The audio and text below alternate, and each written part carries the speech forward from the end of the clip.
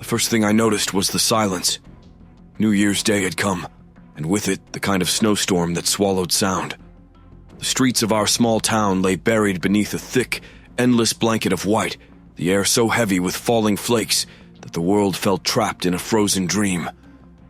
It was the kind of cold that seeped deep into your bones, a chill that made me hesitate before stepping outside. But something pulled me.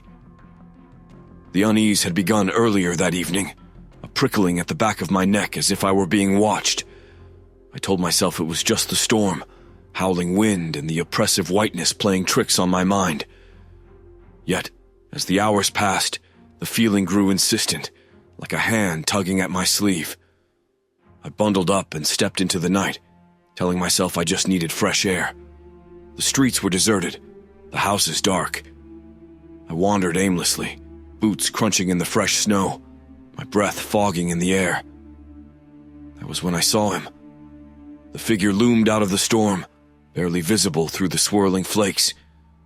At first, I thought it was just another lost soul braving the weather, but as he drew closer, I realized something was wrong. His movements were jerky, unnatural, as though he were being dragged forward by an unseen force. He was wrapped in thick, tattered furs, his face pale and raw with frostbite. "Hey!" I called, my voice muffled by the snow. "Are you all right?" He stopped and turned to me. His eyes locked onto mine, icy blue and far too sharp, like shards of glass. He raised a trembling hand, his fingers blackened at the tips, and spoke in a voice that seemed to come from somewhere deep beneath the earth. "Beware the old year's debt," he rasped, his breath a mist of frost. "Your time is running out." I froze, the cold suddenly more biting than before. "What are you talking about?" I asked, my voice quivering. He didn't answer. Instead, he turned and shuffled away, disappearing into the blizzard as quickly as he had come. But his words stayed with me, a chill that had nothing to do with the weather. Against my better judgment, I followed him, my unease giving way to a growing sense of dread. The snow deepened as I reached the outskirts of town, where the buildings thinned and the old well stood, a forgotten relic from the town's earliest days. The stranger was waiting for me there, his figure barely discernible in the storm's fury. He gestured to the well, muttering words I couldn't hear over the howling wind. "What is this?" I demanded, stepping closer. He turned to me, his face an eerie mask of frost and shadow. "The debt was never paid," he whispered. "The old year waits, angry and hungry. You must make them remember, or it will claim what is owed." The next morning the storm had eased, but its remnants lingered, a biting cold and an unnatural quiet that seemed to smother the town. I couldn't shake the stranger's words or the way he had vanished into the blizzard. Something about the old well lingered in my mind, and as I walked past it again, I found myself stopping. I had never given much thought to the well before. It had been sealed shut long before I was born, just another piece of the town's forgotten history. But now, standing before it, I noticed details I hadn't before. Strange symbols etched into the stones, their edges worn smooth with age, and a faint, almost imperceptible sound, like whispers just below the surface of the snow. The stranger's warning echoed in my head. "Make them remember." Back in town, I began to ask questions, probing at the edges of our history. Most people dismissed me with bemused smiles or vague answers, but old Mrs. Carver, who had lived here her whole life, looked uneasy when I mentioned the well. "There was a story long ago," she said, lowering her voice. "The founders of this town, they made a pact. Every year, they burned an effigy to appease the old year, to keep it from lingering. But no one believes that anymore. It's just superstition." "Why did they stop?" I asked. She hesitated, her expression darkening. "The last time they did it, there was an accident. A fire got out of hand and people died. They said it was a sign to leave the old ways behind." That night, the storm returned, fiercer than before, and with it came the whispers, louder now, insistent. At first, I thought it was the wind, but then I began to hear words, voices calling names, When I looked out my window, I saw shadows moving in the snow. Shadows that didn't belong to anything human. The storm had become relentless. By the third day, the snowdrifts were higher than the fences, and the town felt cut off from the world.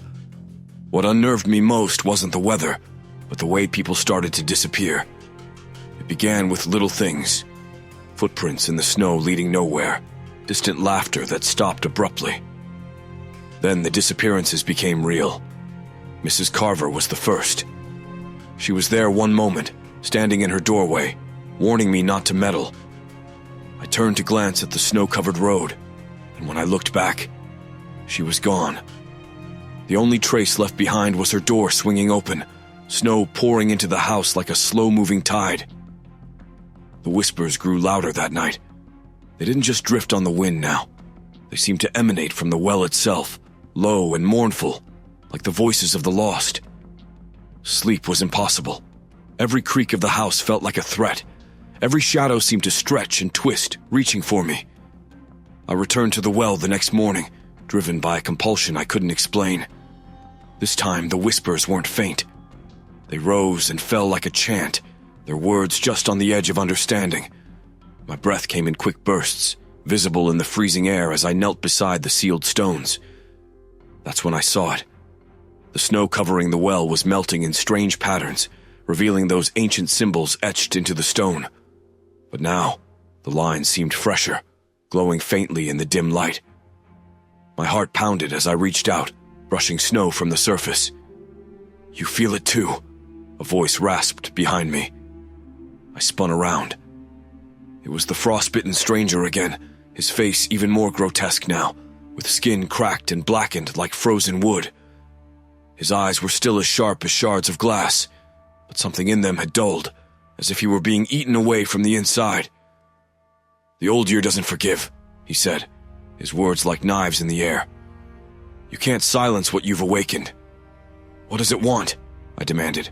"Recompense," he said. "Blood. Fire. It always comes for what it's owed." He pointed a trembling finger at me, and for the first time I noticed how gaunt his body was, like he was barely holding himself together. "It will take everyone. It will take you. Unless you give it what it needs." I didn't ask what he meant. Deep down, I already knew. That evening, the storm reached its peak.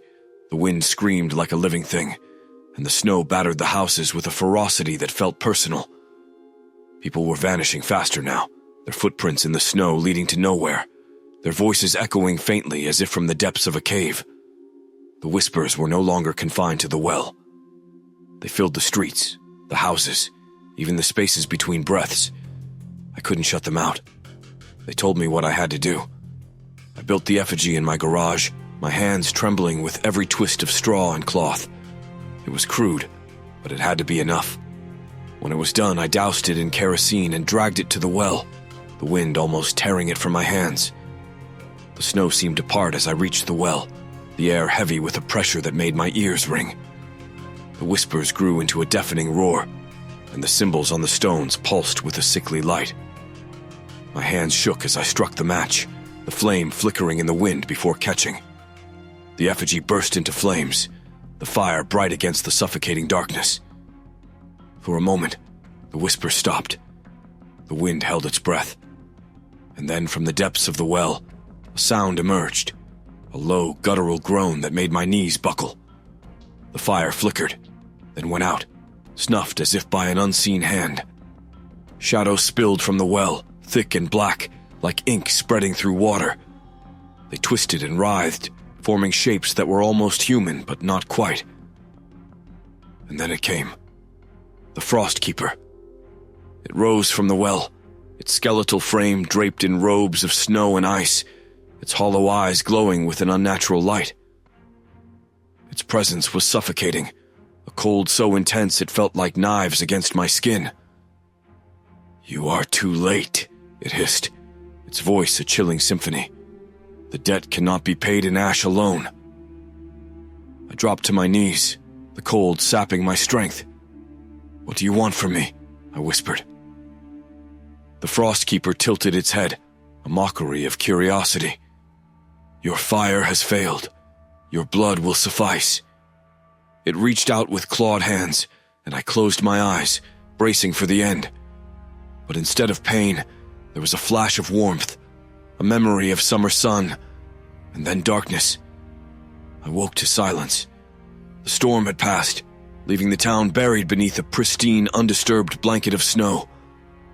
It was eerily calm, the kind of stillness that follows a scream. My body ached with cold, and my fingers were too stiff to move. When I looked around, I realized I was lying beside the well. The effigy was gone, reduced to a faint scorch mark in the snow. The frostbitten stranger was nowhere to be seen, and the well itself was silent. No whispers, no light, nothing. But something about the air felt wrong. It was too quiet. I stumbled back toward town, each step heavy and sluggish, my breath shallow. The streets were empty. The houses stood like tombstones, their windows frosted over, their doorways dark. There were no footprints in the snow, no smoke from chimneys, no sign of life at all. Panic surged through me as I knocked on doors, pounded on windows, shouted names into the hollow streets. No one answered. It was as if the town had been abandoned overnight, swallowed whole by the storm, or by something else.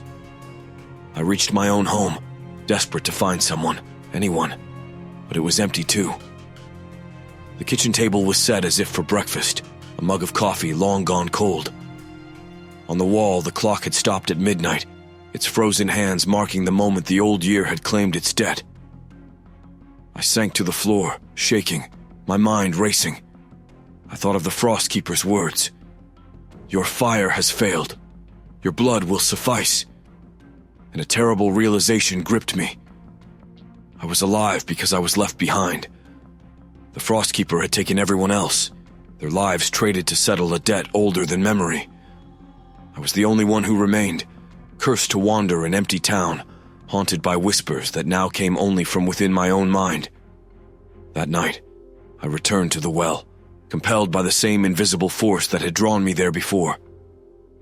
The frostbitten stranger's warning echoed in my ears.